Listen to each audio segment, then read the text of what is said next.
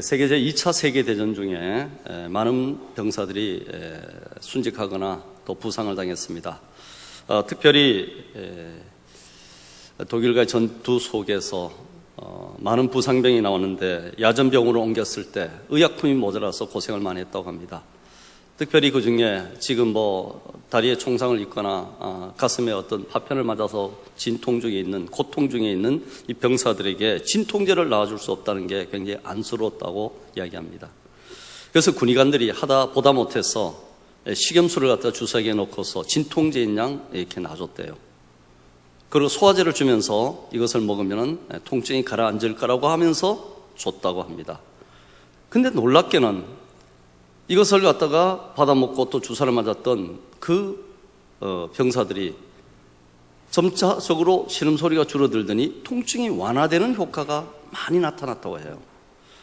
이거를 나중에 의학적으로 이야기하기를 플라시보 효과, 플라시보 이펙트라고 이야기하는 겁니다. 여러분도 아마 들어보셨을 거예요.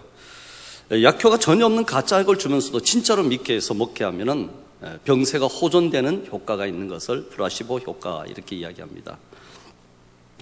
이 플라시보라는 말은 자체는 라틴어로 마음에 들도록 한다라는 얘기요. 마음에 쏙 들도록 한다라는 얘기입니다.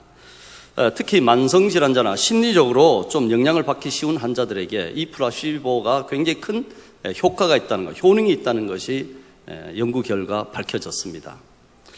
그런데 이 플라시보 효과에 반대되는 개념도 있습니다. 진짜 약, 이 약을 먹으면 반드시 이 병은 낫습니다. 그런데도 약을 줬는데도 그것을 받아먹는 환자가 이 약이 진짜 내 병을 고칠까 의심을 하거나 거기에 대해서 뭔가 모르게 효과가 없다고 생각을 하고 이 약을 먹으면 효과가 잘 나타나지 않는다는 겁니다. 나야 될 병이 낫지 않는다고 하는 겁니다. 이것을 노시보 효과라고 이야기합니다. 우리가 믿음 생활할 때도 이 플라시보 효과 또는 노시보 현상이 나타나지 않을까 하는 게 제 생각입니다. 가짜 복음인데, 그죠? 가짜 예수고, 잘못된 어떤 진리인데도 그것을 진짜인 양 받아들여서 나는 천국 백성이라고 살아가는 사람들이 있을 수 있는 거죠. 마태복음 7장에 보면은 그런 얘기가 있지 않습니까? 나의 이 말을 듣고 행하지 않은 자는 그 집을 모래 위에 지은 어리석은 사람 같으니 비가 내리고 창수가 나고 바람이 불어 그 집이 부딪힘에 무너져 그 무너짐이 심하니라 라고 있어요. 모래 위에 집을 짓고 있어요. 그런데도 내 집은 안정되고 번듯하고 아름답고 그리고 안심할 만한 그런 멋진 집이다 라고 생각할 수가 있다는 거죠.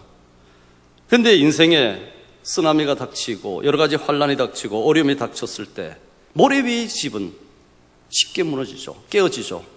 나중에 흔적도 없이 사라져버린 겁니다. 우리의 신앙이 플라시보 신앙이라는 것은 저는 그렇게 생각하는 겁니다. 가짜인데도 진짜인 양 믿고 살아가는 거예요. 할렐루야 하는 거예요. 나 천국 백성이라고 이렇게 자기 스스로를 속는 그런 어떤 신앙이 있을 수 있다는 거죠. 반대로 노시보 신앙도 있다고 저는 생각합니다. 진짜 복음, 진짜 예수를 전하는데도 이상하게 그렇게 많이 듣고 성경 공부하고 설교를 들었는데도 사실은 보면은 나중에 지나놓고 보면 헛것을 붙잡고 있는 거예요. 진짜가 아닌 거짓된 것을 찾고 비진리를 찾고 있는 거예요. 그것에 목을 메고 살아가는 사람도 있다는 거예요. 우리가 점검해야 될 것이 내가 혹시 가짜를 찾고 진짜인 양 착각하지 않는가라는 거예요. 내가 진짜를 그렇게 많이 듣고 공부하고 했는데도 내 속에 진짜가 없다면 어떻게 될까요? 이게 굉장히 큰 두려움이라고 할 수 있습니다. 그저께 제가 조문을 갔었습니다. 친구 모친상을 당해가지고 갔더니 옛날 교회에 같이 신앙생활했던 두 분의 친구를 만났습니다. 그 중 한 분이 굉장히 신실한 안수 집사였습니다. 근데 얼마 전에 그 모교회에서 장립 투표가 있었어요. 그런데 누가 봐도 이 집사님, 제 친구인 그 집사님은 장로 후보로 당연히 나가야 되고 또 많은 교인들이 당연히 뽑아줘야 될 그런 분이었습니다. 오랫동안 정말 열심히 봉사했고 헌신적으로 그렇게 살아왔던 분이었어요. 근데 이야기를 들어보니까 자기 스스로 장로 후보에서 사퇴를 했다고 하더라고요. 왜 그러지? 장로 되기가 너무 부담스러워서 그런가? 그거 아니라는 거예요. 이제 목사님이 옛날 제가 모셨던 그 목사님은 은퇴를 하시고 새로운 목사님이 오는데, 새로운 목사님이 딱 내건 슬로건이 뭐냐면은 장로장님이나 안수집사나 권사 될 때 단 1원도 교회는 받지 않겠다가 그걸 강단에서 선포했대요. 제가 거기에서 안수집사까지 하고 왔기 때문에 그때 당시에는 그러지 않았거든요. 상당한 헌금을 우리가 이렇게 교회 내고 안수를 받았던 적이 있습니다. 물론 그것을 안 내도 관계는 없었습니다. 분위기가 그러니까 그랬는데, 새로운 목사님은 그런 어떤 여러 가지 것들을 절대 받지 않고 순수한 믿음으로 우리가 장로를 세우고 권사님, 안수집사를 세우는 게 마땅하다라고 했기 때문에 이분이 장로 된 것에 그에 대해서 큰 부담감이 없었어요. 그런데도 자기 스스로 이렇게 사퇴를 했다는 거예요. 그래서 같이 있던 친구에게 물어봤죠. 왜 그랬냐라고 이야기하는 그것이 다른 게 아니라 그분의 아내가 신천지에 빠졌다는 겁니다. 그분의 아내가. 너무 저도 처음 들어가지고 깜짝 놀랐어요. 같이 신앙생활을 했었거든요. 신천지에 빠져 있다는 거예요. 그러니까 교회에 누가 되잖아요. 자기 가족도 제대로 이렇게 믿음생활을 지키지 못한 사람이 어떻게 장로가 될 수 있겠습니까? 그래서 결국은 사퇴했다는 얘기를 들었습니다. 아무리 이야기하고 아무리 설득을 해도 그 부인은 전혀 듣질 않은데, 어쩌면 우리가 가짜를 붙들고 진짜인 양 믿는 이 이단처럼, 그죠? 그릇된 신앙을 가지고 우리가 살아가면 굉장히 두려울 것 같아요. 그러니까 우리가 신앙생활을 걸어가는 걸음걸이가 살아는 판을 걷듯이 늘 조심하고 자기를 돌아보는 것이 필요하다는 거죠. 여러분들, 이 아내가 그토록 오랫동안 신앙생활을 했는데 어떻게 그렇게 신천지에 넘어갈 수 있을까? 사실은 뒤집어 보면은 굉장히 무서운 얘기예요. 10수년을 같이 신앙생활을 했는데 그때 수많은 설교를 들었잖아요. 강단에서 전했던 그 말씀, 부흥했다든가 수련했다든가 공부라든가 수도 없는 그런 진리 가운데 있었는데도 그분이 붙든 것은 비진리를 붙들고 있었다는 거죠. 껍데기예요. 그 안에 예수가 없었다는 거예요. 성령님이 거주하지 않았다는 거예요. 그러니까 이단 사술에 그냥 쉽게 쏘가서 자기의 모든 것을 버리고 그쪽에 넘어가 버린다는 거죠. 여러분들, 제가 오늘 두려운 어떤 설교를 하는 것이 그겁니다. 설교를 하는데도 이 노시보 효과처럼 나는 진짜를 전한다고 하는데 문제는 받아들인 사람이 그것을 갖다가 잘못 받아들이나 거부를 하면 어떨까라는 거예요. 또 내 속에 진짜 믿음이 없고 진짜 예수가 없는데도 그릇된 것을 전해가지고 여러분들은 쏟고서 이게 진짜 참된 길이구나 라고 따라오면 또 문제가 되지 않습니까? 물론 그 아내 되는 분이 그분의 책임인지 아니면 설교를 했던 목사님의 책임인지 그거는 잘 모르겠습니다만은 둘 다 책임이라 해도 되겠죠. 근데 설교자의 두려움이 그거예요. 바르게 전하는데도 바르게 알아듣지 못할 경우가 있고요. 또 제가 잘못 알아서 잘못 전해가지고 그것을 진리인 양 받아들여가지고 또 문제가 생길 수도 있다라는 것이죠. 여러분들, 오늘 제가 설교할 때 여러분에게 바른 어떤 믿음의 길에 서 있는가라는 것을 점검하는 시간이 됐으면 참 좋겠습니다. 물론 저도 동일합니다. 저도 설교하는 도중에 혹시 내 믿음이 바른 믿음인가, 진짜가 맞는가라는 것을 생각해야 되지 않겠나라는 거예요. 만약에 가짜를 가지고 진짜로 생각했다면 우리가 돌이키는 밤이 됐으면 좋겠어요. 성경에는 이거를 해결하라고 그러죠. 우리가 잘못된 길을 가던 것을 돌이키는 그런 시간이 되었으면 좋겠다라는 마음입니다. 여러분들 설교 도중에 그런 마음이 든다면 하나님 앞에 회개하고 돌아오는 그런 역사가 있기를 주의 이름으로 축원합니다. 제가 오늘 본문 우리가 한 절만 읽었잖아요. 3주 전에 제가 설교했던 내용입니다. 같은 본문이에요. 이 부분이 좀 중요하다 싶어가지고 다시금 이 본문을 가지고 설교를 하는데요.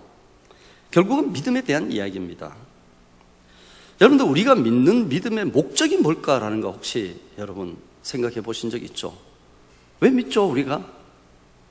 우리가 가는 길의 목표, 끝은 어딘가라는 걸 알고 가야죠. 여러분들, 내비게이션을 딱 켰을 때도 돌아가는 경우는 있지만 내비게이션의 목표를 바르게 이렇게 입력했다면 언젠가는 그곳에 도달하도록 인도하더라고요. 어떤 내비게이션은 이쪽 길로 가라고, 다른 것은 또 팀에는 이쪽 길로 가라고. 하지만은 목표 지점은 동일하다는 얘기죠. 우리의 믿음에 걸어가는 길이 어딘가라는 거예요. 목표 지점이. 여러분, 우리가 그곳에서 다 만나야 될 거 아니에요. 그죠? 뭐 영원토록 우리가 같이 사는 건 아니니까. 결국은 믿음의 결국이란 것은 다른 거 아닙니다. 구원받는 거 맞죠? 다 아시는 거예요.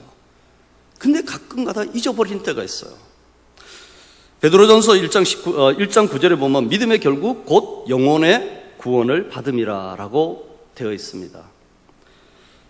간단히 말하면 우리가 열심히 교회 생활하고 열심히 우리가 성경을 읽고 우리가 기도를 열심히 하는 것은 종국적인 궁극적인 최종의 목표 지점은 다른 곳이 아니라 천국 가는 거예요. 믿습니까? 천국 가는 거예요. 이 천국을 놓친다면 다 잃어버린 거예요. 이 천국만 잡는다면 모든 걸 우리가 다 얻었다고 할 수 있어요. 여러분들 예수님과 같이 십자가에 달렸던 한 강도 있잖아요. 그는 인생이 실패한 자죠. 우리가 볼 때. 뭐 인생이 자세히 나와 있지 않습니다만은 뻔할 뻔짜 아니겠습니까? 여러분들 누가복음 16장에 나오는 거지 나사로 있죠. 나사로. 처참한 삶이죠. 그런데 결국은 거지 나사로와 십자가의 그 한 강도는 결국 천국 갔잖아요. 그러면 모든 것이 실패했을까요? 성공했을까요? 성공했다고 보는 거죠. 모든 것이 실패했다 할지라도 실패한 인생이 아니라 성공했는 인생이라고 보고요. 반대로 우리 거지 나사로와 같은 시대에 그 아주 대궐에 살았던 한 부자, 자색 옷과 가는배 옷을 입고 매일매일 이렇게 파티를 즐기며 살았던 그 부자는 어떻게 됐을까요? 이 땅에서는 성공한 인생이라 했겠죠. 그러나 그는 결국은 지옥불에 던져졌습니다. 실패한 인생이라는 겁니다. 여러분들, 우리가 천국에 대한 바른 어떤 그런 의식이라든가 확실한 믿음에 서 있지 않으면은 우리 가는 길이 갈짓자로 우왕좌왕할 수 있다는 겁니다. 여러분들, 우리가 죽고 나야 천국 알까요? 만약에 여러분 중에 오늘 제 설교를 들으면서 천국은 죽어봐야 알지라고 하는 분이 있다면은 그분 굉장히 위험 수준에 와 있어요. 이미 천국은 우리 가운데 와 있잖아요. 그것을 확신하는 사람이 결국은 아버지 집인 그 천국에 가는 분이에요. 근데 그 천국을 확신하지 못하고 그 천국에 대한 마음이 아직도 왔다 갔다 하는 분들은 자기 신앙을 점검해야 돼요. 물론 잘못된 거 아니에요. 어린아이 신앙은 잘 모를 때가 있어요. 어린아이들이 태어나자마자 눈 떠가지고 낮과 밤을 가립니까? 아니잖아요. 낮밤이 뒤바뀌는 경우도 있죠. 사리 분별을 못해요. 어느 것이 먹는 건지 어느 것이 먹지 못할 건지 구별도 못하잖아요. 그럴 때는 모르는데 이미 우리가 수십 년 교회 생활 그렇게 하면서도 지금까지도 계속 천국에 대한 확신이 내 속에 없다면 우리의 기도가 잘못된지 우리의 신앙의 어떤 마음가짐이 잘못됐는지 무엇인가 문제가 있을 수 있다는 거죠. 다시금 시작해야 돼요. 다시금 출발점을 점검해 봐야 된다라는 생각이 제 생각입니다. 그러면 여러분 한번 생각해 보세요. 우리가 결국은 천국 가는 것이 목적이라면 그게 이 땅에 우리가 정말 유일하게 믿음 생활하는 목표라면 왜 아직까지 우리가 이 땅에 남아있죠? 왜 우리가 이 땅에 아직 남아있을까요? 천국 가는 게 목적이면 빨리 갔으면 좋잖아요. 왜 아직도 우리가 이 세상 신앙생활하면서 이 땅에 남아있느냐 말이죠. 바울 사도는 빌립보 1장 23절과 24절에 그렇게 말씀하십니다. 내가 그 둘 사이에 끼었으니 지금 이 땅에 살아가는 삶과 하늘의 천국의 삶을 끼어있다고 이야기합니다. 중간에 바울 사도는 그 천국의 환상 중에 갔다 온 사람이죠. 삼층전을 보고 말할 수 없는 그 말을 듣고 그 영광은 좋게 이르지 못한다고 고백을 했습니다. 그 대단한 것을 보고도 내가 거기에서 둘 사이에 끼어서 그러면서 고백하는 차라리 세상을 떠나서 그리스도와 함께 있는 것이 훨씬 더 좋은 일이라 그렇게 하고 싶으나 이 땅에 살기 싫다는 거예요. 힘들어서라기보다도 이 땅에 있는 것은 다 작게 보이는 거예요. 다 배설물처럼 보이는 거예요. 근데 천국이 그렇게 좋은데 내가 아직도 육신 가운데 있는 이유가 있다는 거예요. 그것은 너희를 위하여 더 유익하니라 라고 이야기를 했습니다. 결국은 바울의 이야기는 남은 사명이 있다는 거예요. 내게 남은 사명이 있고 내가 여기에서 살아야 될 합당한 이유가 있기 때문에 저 천국이 그렇게 좋지만은 아직 내가 갈 때가 안 됐다라고 이야기하는 거예요. 여러분들, 우리의 신앙생활 가운데 천국이 월등히 좋고 다 좋은데 우리가 아직까지도 이 땅에 남아있는 유일한 이유는 다른 게 있는 게 아니라 간단히 말하면 사명이 남아있다는 거예요. 아직도 내가 있는 것이 아니라 하나님이 남겨뒀기 때문에 그렇다는 거예요. 여러분들, 이 땅에 존재하지 말아야 될 것은 아무것도 없어요. 모든 것들이 다 존재할 이유가 있어요. 아무것도 의미가 없는 게 없어요. 모든 게 다 의미가 있습니다. 나란 사람도 의미가 있어요. 여러분들, 우리가 갈 때, 우리가 머물 때 그 모든 것들은 하나님이 주관하시는데요. 마태복음 10장에 보면은 그런 얘기 있지 않습니까? 참새 2마리가 한 아사리온에 팔리지 않느냐. 한 아사리온은 푼돈이에요. 하찮은 존재들이라는 거예요. 참새 2마리라는 것은. 그런데 너희 아버지께서 허락하지 아니하시면은 그 하나도 땅에 떨어지지 아니하느니라. 살고 죽는 게 다 하나님의 권세 아래 있다는 거예요. 여러분들, 왜 아직도 살아있죠? 하나님이 아직도 이곳에 뭔가 할 일이 있기 때문에 남겨두신 거예요. 여러분보다 어린데도 먼저 데려가신 분들도 있잖아요. 우리는 아직 몰라요. 우리 인생의 시작과 그 종점은 하나님의 주권하에 있지 우리가 스스로 결정하는 것은 아닙니다.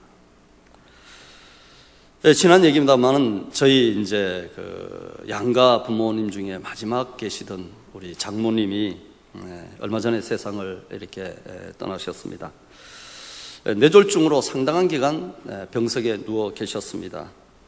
그리고 마지막 1년 반 정도는 도저히 집에서 모실 수 없었기 때문에 요양병원에 이렇게 모셨는데요. 날이 갈수록 이게 병원이 악화가 많이 됐습니다. 가시기 한 달 전 정도는 이제 사람을 잘 못 알아보더라고요.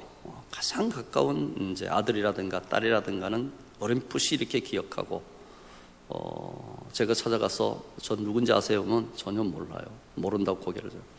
저는 섭섭하지만은, 그분의 뇌졸중을 해서 이제, 뇌 기능이 점점 이렇게, 상실되어 가다 보니까 그럴 만도 하다라는 겁니다. 근데 가끔 그 병원에 병실에 들렀을 때, 거기에 요양병원이기 때문에 많은 분들이 이렇게 누워 계셨습니다. 저도 사람인지라 마음속에 그런 얘기가 이렇게 불쑥 드는 때가 있었습니다.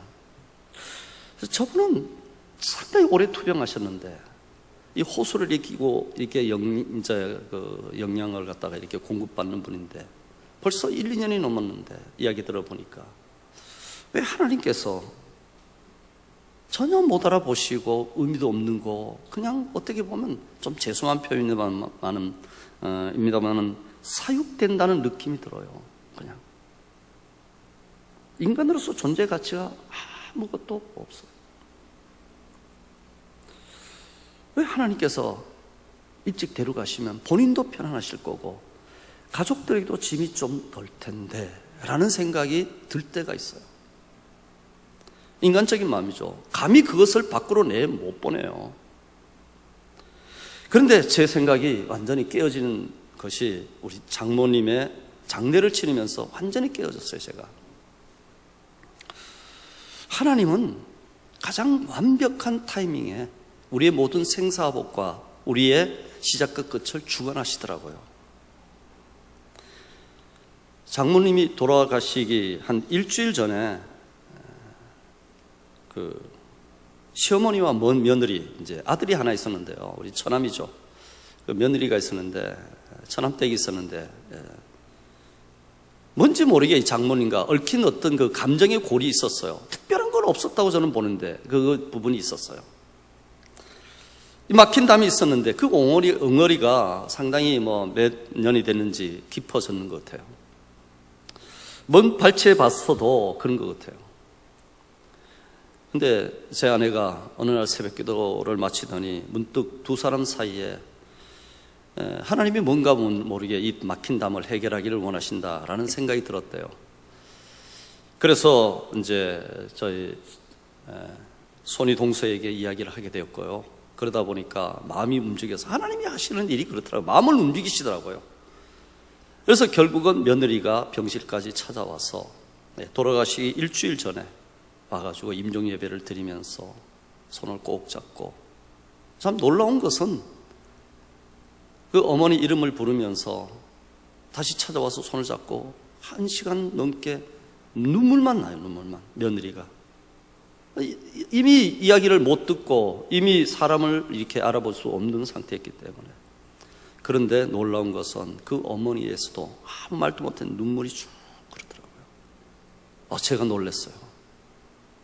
우리가 볼 때는 듣지도 못하고 알아보지도 못하고 가만히 있다 할지라도 영은 살아있더라고요. 영혼은 살아계셔요. 그러면서 그렇게 풀어내는 어떤 그런 과정을 다 거치게 만드시더라고요. 그리고 난 뒤 딱 일주일 뒤에 천국에 가셨습니다. 우리가 볼 때는 이때쯤이면 반드시 이 일이 일어나야 되는데 하나님이 기다리게 하시는 거예요. 그런데 이거는 도저히 이때 일어나면 안 되는데 라는데도 하나님이 그 일을 일으켜 버리시는 거예요. 우리는 종잡을 수 없어요. 우리는 생각을 못해요. 그런데 하나님은 그렇지 않으시더라고요. 하나님의 때에 하나님은 일을 하시더라고요. 그렇기 때문에 우리는 하나님의 일하심에 대해서 믿어야 돼요. 다른 방법 없습니다. 믿고서 우리가 해야 되는 것은 기다려야 돼요. 하나님의 때에. 아니 왜 안 주시죠? 왜 응답을 안 하십니까? 그런데도 내 때에 하나님이 응답하지 않더라도 믿음을 가지고 기다리셔야 돼요. 더 어떻게 이상한 말씀, 버텨야 되는 거예요. 버텨야 돼요. 나 이제 끝이에요. 하나님, 이거 이상 넘어가면 도저히 나는 하나님 이제는 안 믿을 거예요. 교회 안 나갈 거예요. 투정을 부리고도 싶어요. 그 마지노선, 그 벼랑 끝에 서 있더라도 끝까지 하나님이 역사하실 때까지 버텨야 되는 거예요. 신앙에 좋은 사람들은 버티는 신앙을 가지고 있더라고요. 그래, 끝까지 가보자. 어떤 데는 조바심이 나죠. 안달이 나죠. 왜 아직도 응답 안 하시냐, 막 안쓰러운 마음이 있습니다. 그래도 하나님의 응답이 없다면 아직 하나님의 때가 아니에요. 내 때는 지나갔는데도 하나님의 때가 안 됐기 때문에 응답이 없다고 생각하십니다. 그러면 우리가 해야 될 일은 다른 거 없습니다. 그냥 참고 기다리는 거예요. 그래서 늘상 제가 설교할 때마다 이야기하는 거죠. 믿음에 뒤집어 볼 때 그 속에 있는 것은 인내라는 게 필요하다는 거예요. 인내. 하나님이 하시는 때를 기다리는 게 믿음 아니겠습니까? 우리가 이해 안 돼도 하나님의 때는 하나님의 역사하시는 거예요. 우리가 그 기다림의 시간, 조바심의 시간, 인내하는 시간, 버티는 시간에, 근데 놀랍게 그거는 우리는 다 허비되는 시간이라고 생각했는데 하나님은 그 시간에 일을 하시더라고요. 이런 하나님의 어떤 그런 의도와 뜻을 우리가 알지 못하면 우리의 잘못된 열심을 가지고 우리의 잘못된 판단으로 우리가 그리칠 수 있어요. 그래서 성경은 하나님의 수는 셀 수 없다고 이야기하지 않습니까? 하나님의 생각은 깊다고 이야기합니다. 알파고가 이세돌을 갖다가 사전 1표로 이겼죠. 근데 우리 하나님은 알파고 수천 대를 갖다 놔도 하나님의 수를 셀 수가 없어요. 그래서 성경은 간단히 얘기합니다. 성경은 우리를 설득하지 않아요. 그래서 어떤 경우에는 우리 설교 자체가 설득하는 과정이라고 이야기도 하지만은 선포하는 과정이라고 할 수 있어요. 왜 우리를 설득하지 않을까요? 하나님이 이러이러한 분이니까 제발 좀 믿어줘라고 요청하지 않아요. 예수 그리스도에 대한 제시가 있을 뿐이에요. 예수에 대한 소개가 간단 명료하게 나와 있어요. 구세주, 너를 위해서 죽었어. 넌 죄인이야. 안 믿으면 죽어. 그냥 선포하는 거예요. 설득을 하지 않아요. 왜 그럴까요? 설득당하지 않아요. 우리가 스스로 머릿속으로 이해해가지고 하나님을 믿습니까? 절대 안 돼요. 그래서 설교라는 것 중에서 가장 중요한 기능 중에 선포의 기능은 바로 뭡니까? 하나님의 그 능력 가운데 성령의 역사로 말미암아 선포하고 그것을 우리가 믿음으로 받아들일 때 믿음이 생겨나는 거예요. 자꾸 뭔가 머리가 좀 이렇게 잘 돌아가는 사람은 이해하려고 하죠. 그리고 우리가 납득되면 믿을게요. 이해하면 내가 순종할게요 라는 말은 절대 순종 안 하겠다는 말과 동일합니다. 믿음이란 것은 이해를 뛰어넘는 거예요. 우리가 납득되는 상황을 뛰어넘는 거예요. 초월적인 것이에요. 그렇기 때문에 기독교에서는 믿음으로 이야기하죠. 이사야서 55장을 보면 그런 말씀 있지 않습니까? 이는 내 생각이 너희 생각과 다르며 내 길은 너희 길과 다름이니라. 여호와의 말씀이니라. 이는 하늘이 땅보다 높음 같이 내 길은 너희의 길보다 높으며 내 생각은 너희의 생각보다 높음이니라 라고 이야기했습니다.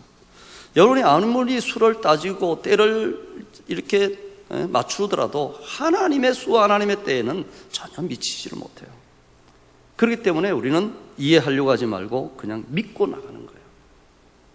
그래서 우리가 믿음 생활을 할 때 우리가 주의해야 될 것은 거대한 하나님의 뜻과 하나님의 목표를 바라볼 때 우리가 시험에 안 들지, 자꾸 내 주변과 내 환경과 나 자신을 볼 때 시험에 많이 들어요. 아니 나는 왜 저분은 주는데 이런 어떤 것, 아니 하나님 이 정도 했으면 됐지 왜 아직까지 응답이 없죠? 라는 것들, 이거는 내가 나를 판단하는 거잖아요.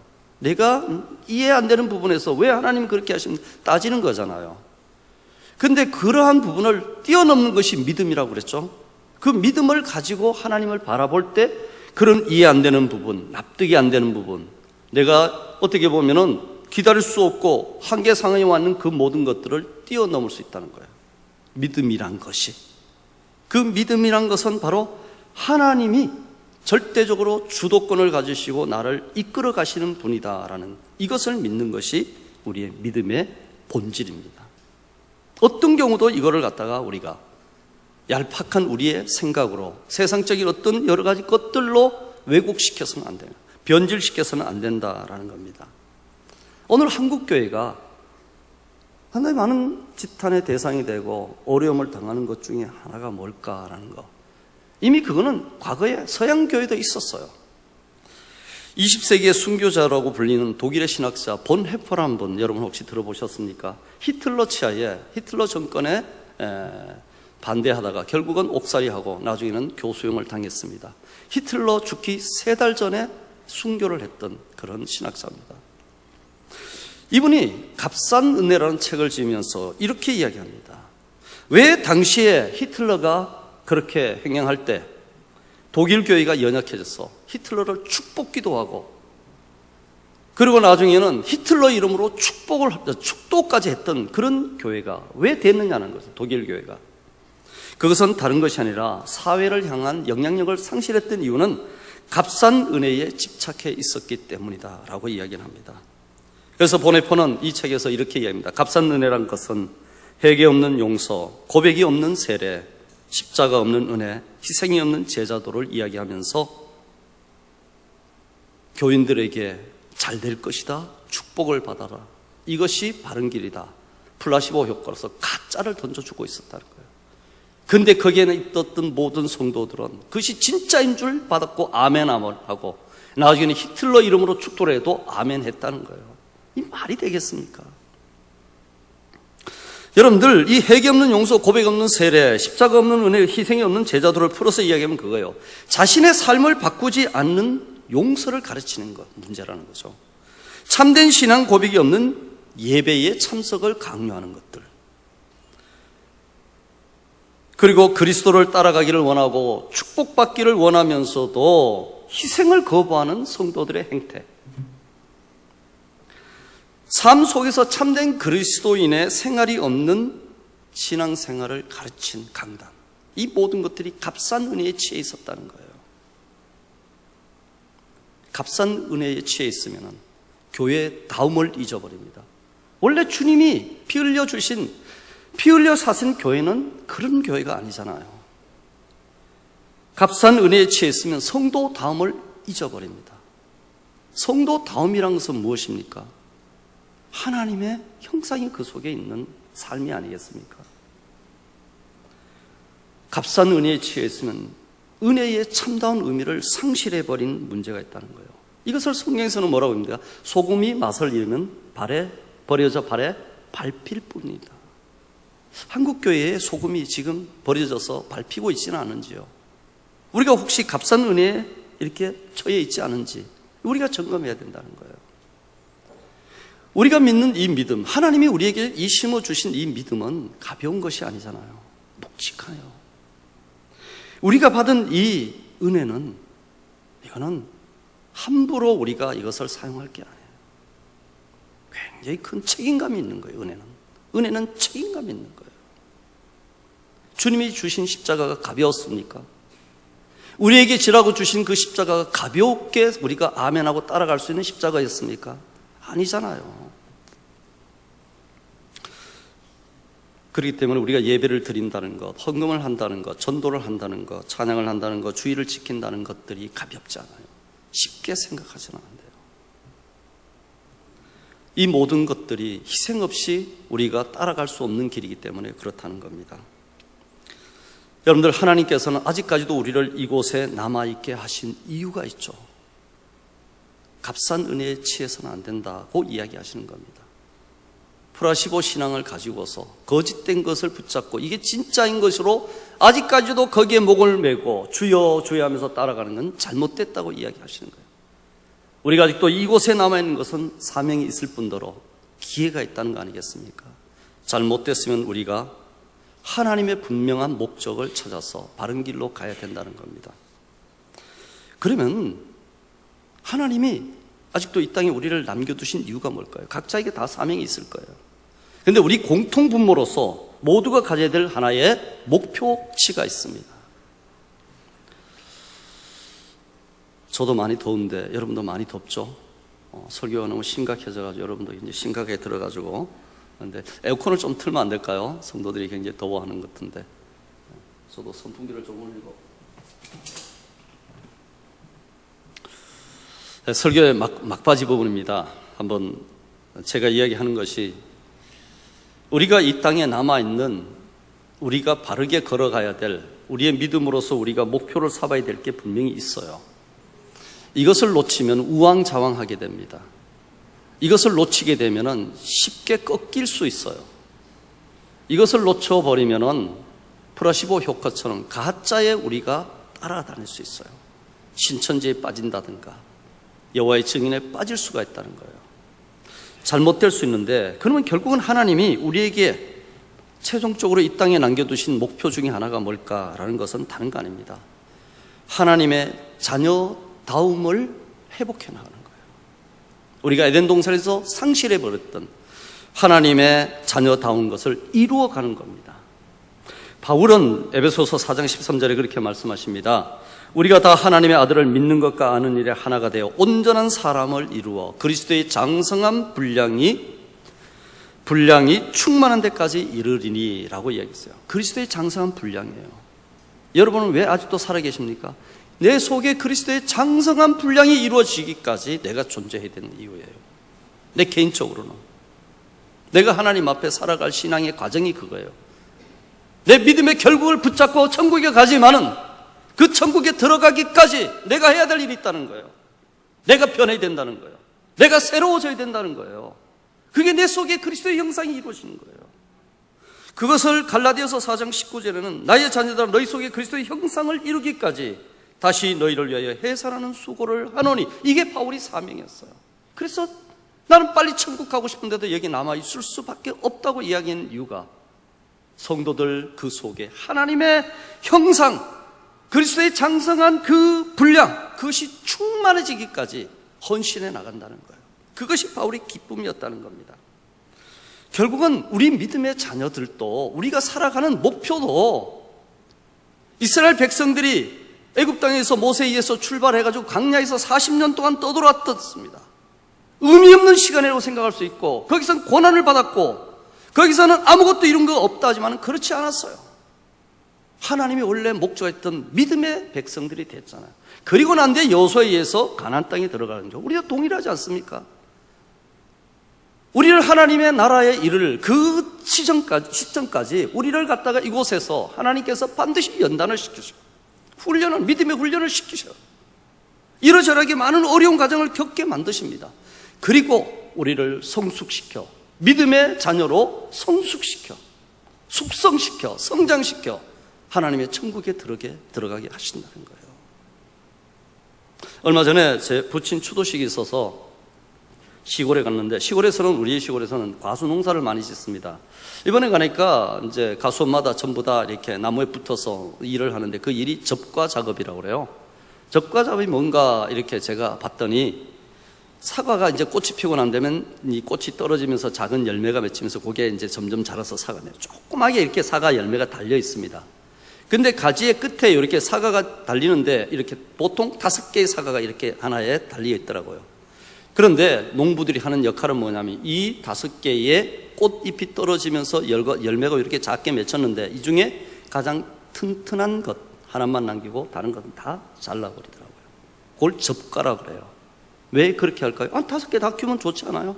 아니요. 이 4개를 없애고 하나를 잘 키우는 것이 훨씬 더 상품 가치가 좋다는 거예요. 더 크게 자르고 맛있게 된다는 거예요. 4개를 다 키우면 사과가 크지도 않을 뿐더러 햇볕을 잘 못 받아서 맛도 제대로 안 든대요. 그래서 나머지를 다 잘라요. 성경에서는 우리 하나님을 농부라고 얘기하죠. 우리는 하나님의 농사거리라고 생각하면 됩니다. 어떤 경우에는 하나님께서 우리에게 있는 것을 뺏을 때가 있죠. 우리는 아프죠. 아니 왜 뺏어가십니까? 라고 이야기할 때가 있어요. 어떤 때는 왜 안 주십니까? 이렇게 원망할 때도 있잖아요. 그런데 하나님은 좋은 농부시기 때문에 가차없이 자르시고요, 가차없이 뺏어가시고요, 사냥없이 도려내시더라고요. 이유는 단 하나, 좋은 열매 맺는 거예요. 좋은 열매.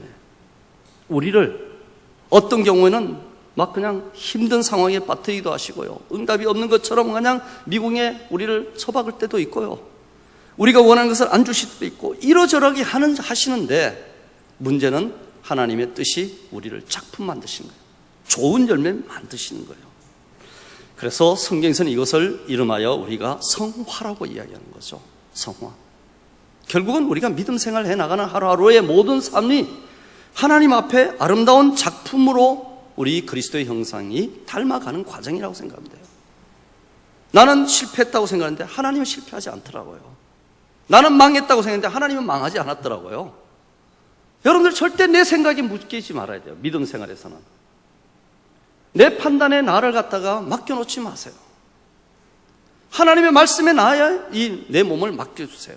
내 생각, 내 판단, 여기다 자꾸 내 인생을 대비시키면 점점 더 어려워지고 미궁에 빠집니다.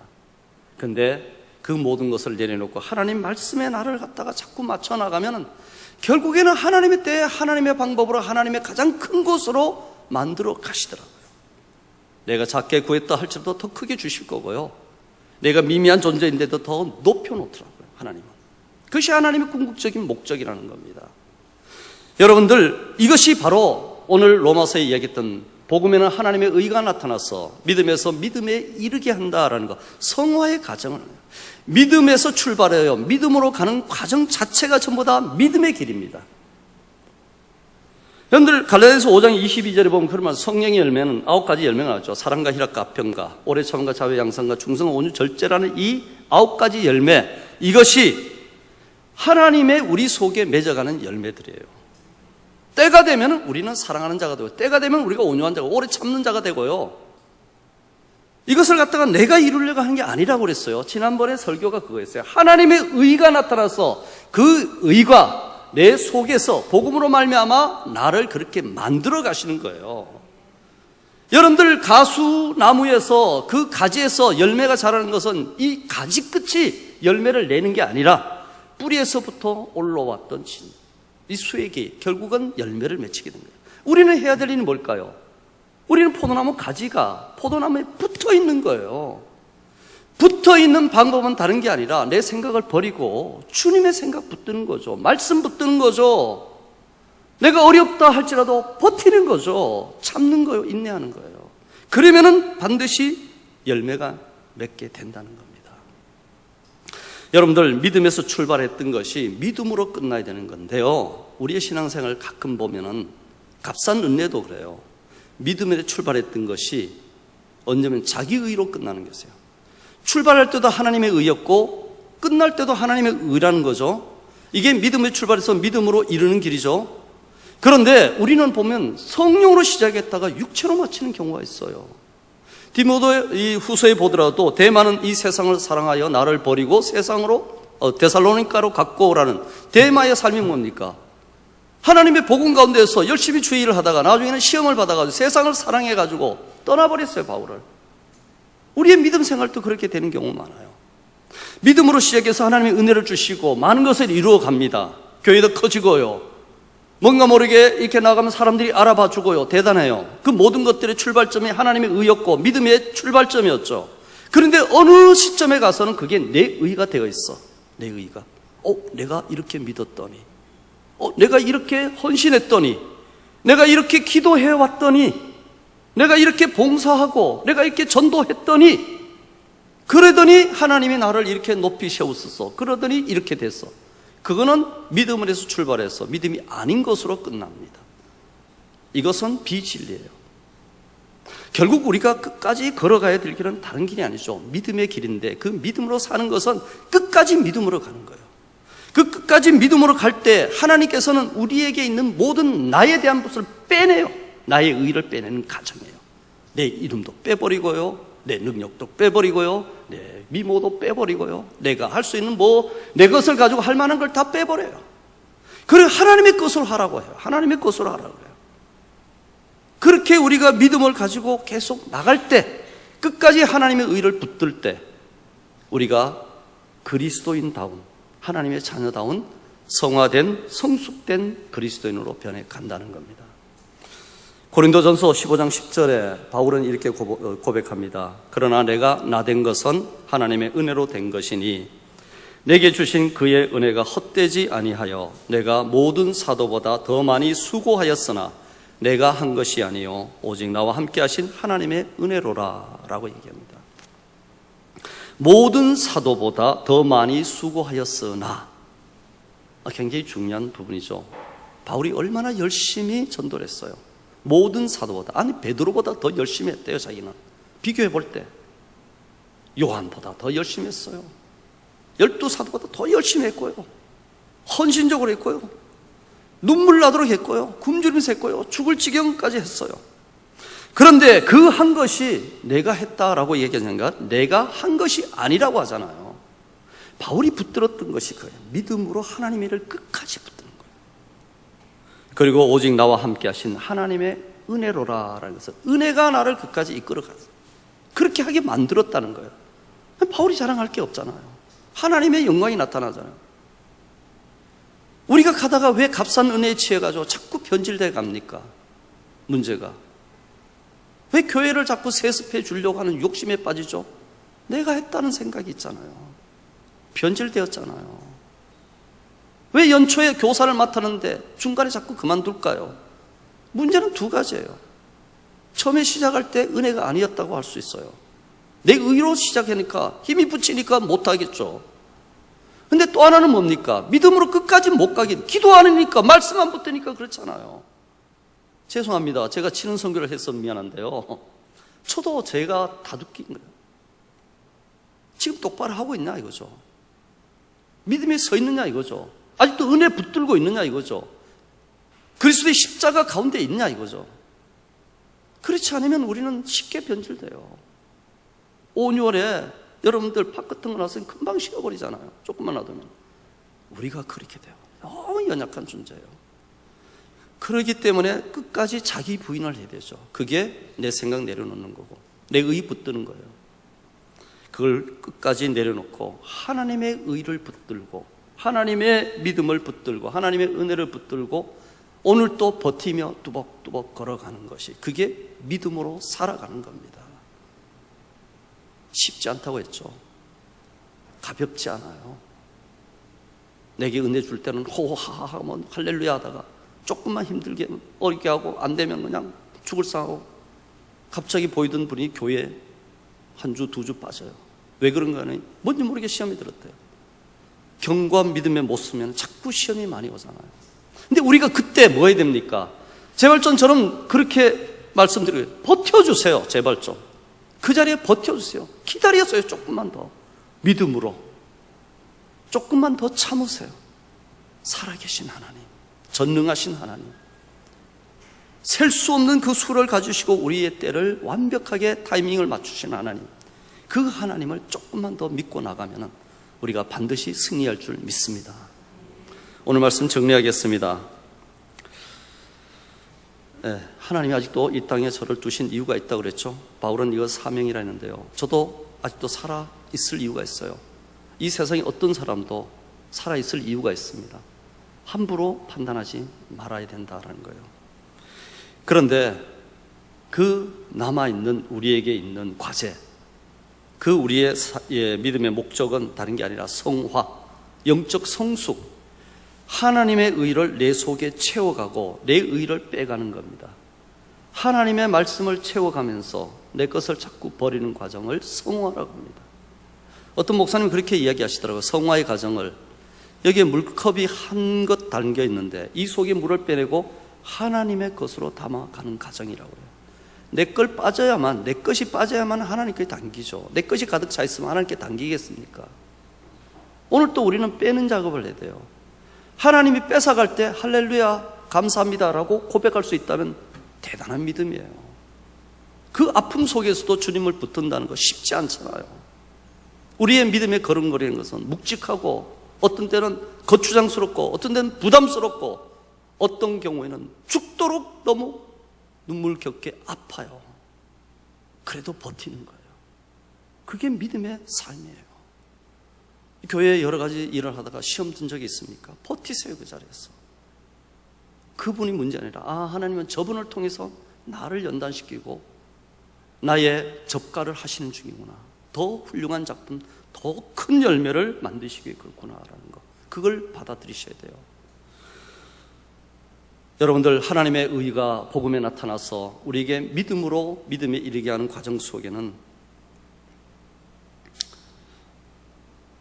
하나님의 성령이 우리 속에서 작업을 해나가시는 과정에 우리가 힘들 때도 있고 어려울 때도 있고 많이 지칠 때도 있지만은 끝까지 참고 인내하면은 반드시 하나님은 그 어느 순간 우리를 이 땅이 아니라면 저 천국에서라도 멋지게 만드실 거예요. 최고의 작품을 만들어 놓으실 거예요. 가장 위대하게 쓰실 겁니다. 여러분들, 우리 하나님 앞에 이러한 믿음을 가지고 이러한 소망을 가지고 뚜벅뚜벅 그 걸음, 믿음의 걸음, 사명의 길로 끝까지 걸어가는 그런 성도가 되시기를 주의 이름으로 축원합니다.